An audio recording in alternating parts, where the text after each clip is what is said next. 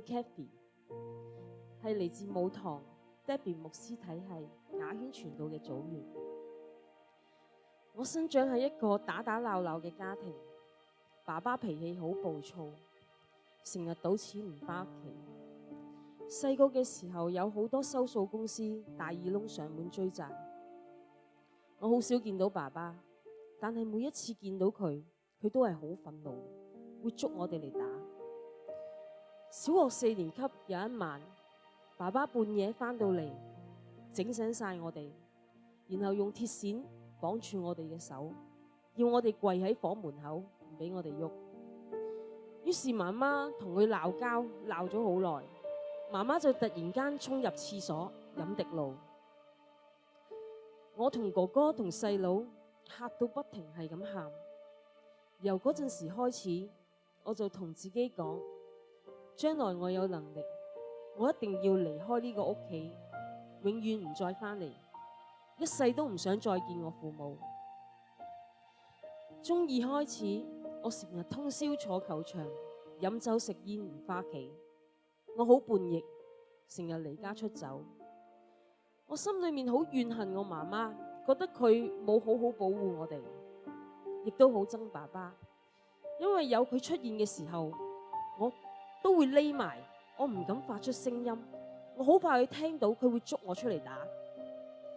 直到長大，呢一種恐懼一直影響我。我一聽到人講嘢大聲啲，或者語氣重啲，我就會好驚。我覺得自己嘅出生係多餘嘅，亦都從來冇喺父母身上感受過愛，所以我亦都唔會愛佢哋。後嚟我3兄弟姊妹都染上咗毒癮，我哥哥同細佬未夠18歲就已經出入監獄，而我亦都喺20幾歲人生最低谷嘅時候染上咗毒癮。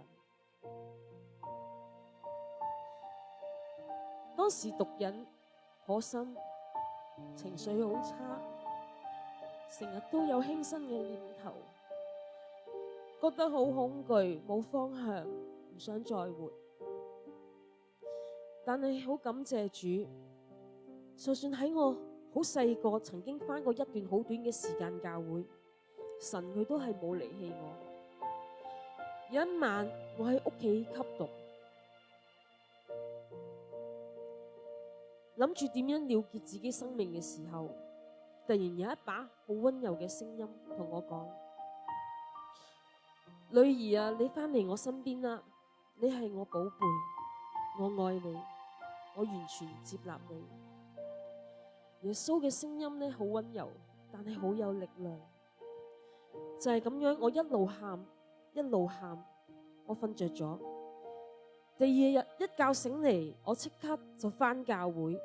由嗰日開始，我就重新決志信主，一直返教會，直到而家已經20幾年。神將我嘅生命完全扭轉過嚟，由聽到耶穌聲音嘅嗰一刻開始，我一夜之間冇咗毒癮，完全冇再吸毒，連食咗超過10年嘅煙，我都好快戒咗。我變得好喜樂，唔再諗住死。我重新決志，我喺教會，然後被牧養，神為我預備婚姻同埋生孩子。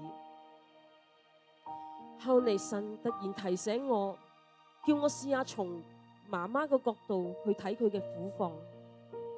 我開始明白佢更多，而且我放低對佢嘅怨恨。我哋關係復和。我帶媽媽返教會，佢信主，然後變得好開心，唔再苦毒，成日都笑。喺教會同埋組長真理嘅教導及牧養之下，我從以前係極度自卑，唔敢表達，最好係隱形啊，人人都見我唔到嗰個狀態。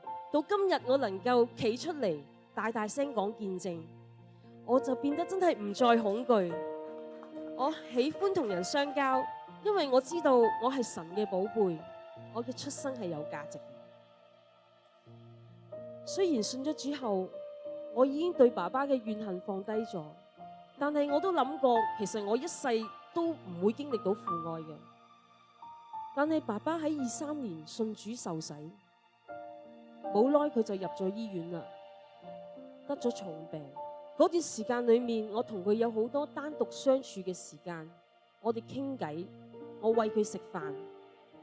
每一次探爸爸嘅時候，佢都會捉住我，叫我同佢祈禱，仲成日同我講：阿女啊，我好掛住你。呢啲係從細到大都未試過噶。後嚟喺佢彌留嘅時候，我喺佢耳邊講：我話我感謝你成為我嘅父親，我愛你，好多謝你呢啲日子帶俾我好多父愛。爸爸好用力咁樣握住我嘅手，我知道佢真係聽到晒。我由未夠18歲已經開始離家出走，我覺得我係唔會有家噶，但係好感謝天父，佢使我為冇家變為有家。最後我創作咗一首詩歌，係向神表達我最深嘅感恩，想同大家分享。我邀請我老公同我一齊唱。耶穌，謝謝你的愛，感謝你永不離棄心意，從你靈中把我尋回主。當我既有着望，自己都厭棄自己要放棄，但你卻輕口對我說：孩子，你回到我身邊，我完全接納你，我愛你如珍寶，無論生命中多麼的破碎，多麼的無法挽回，在你手裏，這主變為祝福。